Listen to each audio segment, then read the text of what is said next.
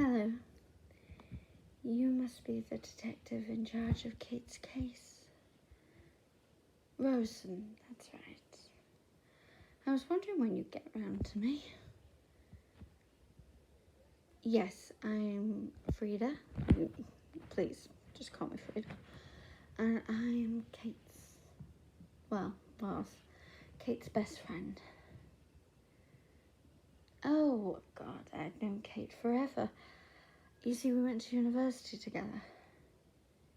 Yes. She was a bit of a party girl, sorry. Absolute blast. Everybody loved Kate. Yes. Seems so strange without her now. It would have been at the Frenshaw's garden party. My husband and Tobias. Kate's husband works there. Yes, they were having a party that had a fantastic financial year, and the Frenshaw's always holds a party. The firm's name, Fraser, Frenshaw and Framp. Yes. Sorry? Oh, sorry, my mind keeps wandering since seeing her like that. I'd never really seen a dead body before. I mean, I hadn't seen a dead body before. You watch the news sometimes, or a good drama or something, they almost look real. But no. She was fine. She was her usual lively, fun self. Well, you'd heard about that. Yes, Melissa and her did have a bit of an argument. Melissa isn't the biggest fan of Kate. Well, you see, we run in the same circles, all of us do. So Melissa and Kate can't avoid each other. It was perfectly usual for them to argue like that. Oddly enough. Sounds strange, but it was. Melissa didn't like how Kate was. Well, Kate liked to flirt. And she was a good flirt. I mean, you wanted a free drink? Just send Kate to the bar. Yes. But Melissa believed that Kate was a little too flirty with the wrong people, if you get my drift. No. I mean, there was nothing in it. Not really. No, Kate was flirty, but she was devoted to Tobias. Oh, God, they've been together donkey's years. They met at university too. We all did, actually. Apart from Melissa, of course. Melissa moved into the drive maybe 6 years ago, something like that. Our children all go to the same school, and we kind of have a committee, help raise funds and all that. That's how we all met.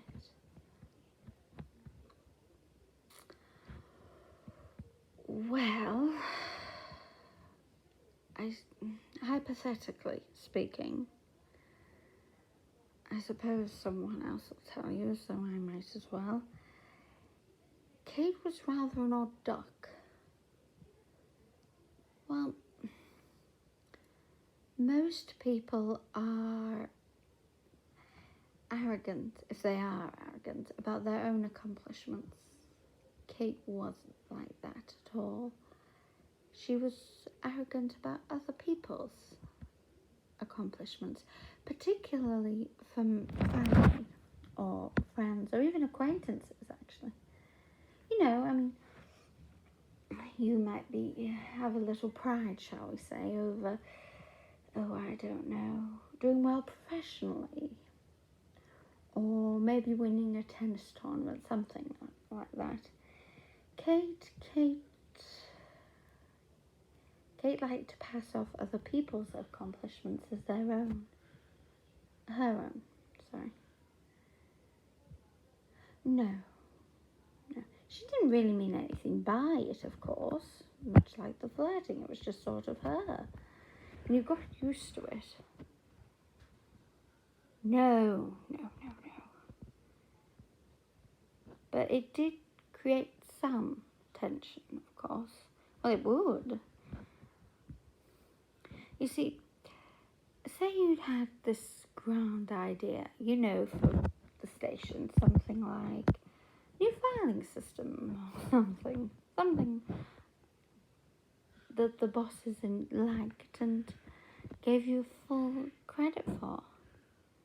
Kate would find a way to make it her accomplishment in the fact that she may have given you the idea, something like that. Made university rather interesting with her. Oh, nothing. Nothing at all. Do you have any more questions? Oh. I didn't think there was any CCTV on Melrose Drive.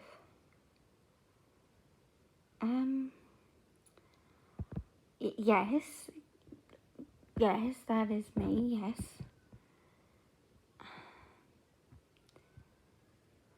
All right. I keyed Kate's car. It was a complete moment of madness. I don't even know why, I do know why I did it. But it was impulsive, it wasn't intentional. I saw her car, she'd popped in somewhere and just felt this overwhelming urge to key it. Part of the reason Freda, Frenshaw and Framp had such a successful financial year was because of my husband Greg. Unfortunately, they believed it was Toby. Toby got the promotion and Greg got ignored. Greg brought in their biggest client of the year. But once Kate had started talking to Frenshaw, then somehow it was all Toby. No, absolutely not. Greg absolutely wouldn't have done anything like that. He couldn't. Greg cared for Kate a lot. I know he did. No. Well, they dated a little. Well, I wouldn't even call it dating at university. It was more, they had a couple of dates, didn't work out, and me and him met and we just sort of clicked.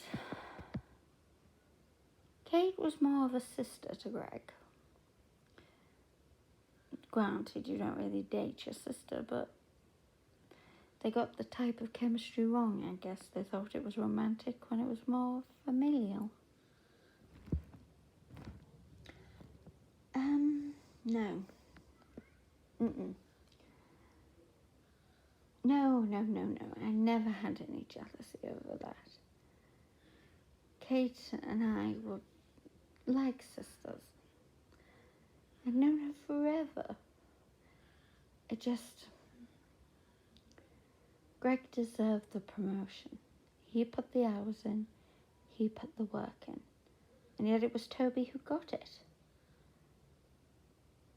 I just thought for a second, she loved that car and how delicious it would be for her to see it all keyed up. Afterwards, I'll admit I was a little bit happy. And also ashamed I'd let something like that happen.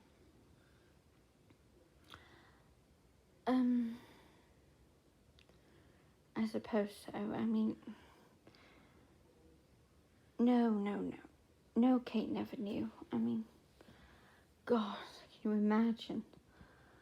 No, she never knew it was me. She just thought it was some random keying. I could have told her, and I probably should have. I should have confessed and said, hey, I'm really sorry. I kind of lost my head for a little bit. But I don't think Kate would have forgiven me. And Kate's not an easy person to fall out with.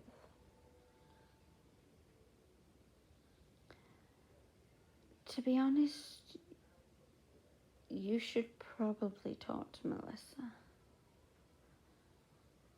She would know. Who do I think killed Kate? Well, it had to be a random attack, didn't it? I mean, all that happened was you popped out of the party, nipped home to get something. We were all kind of we all piled into a taxi and came to Kate's house to see what had happened to her because she'd been rather long. And there she was, in the library on the, more of a study, really. Sat on the chair, all different. Not Kate. The antithesis of Kate, if you like. Yes, I think it's important.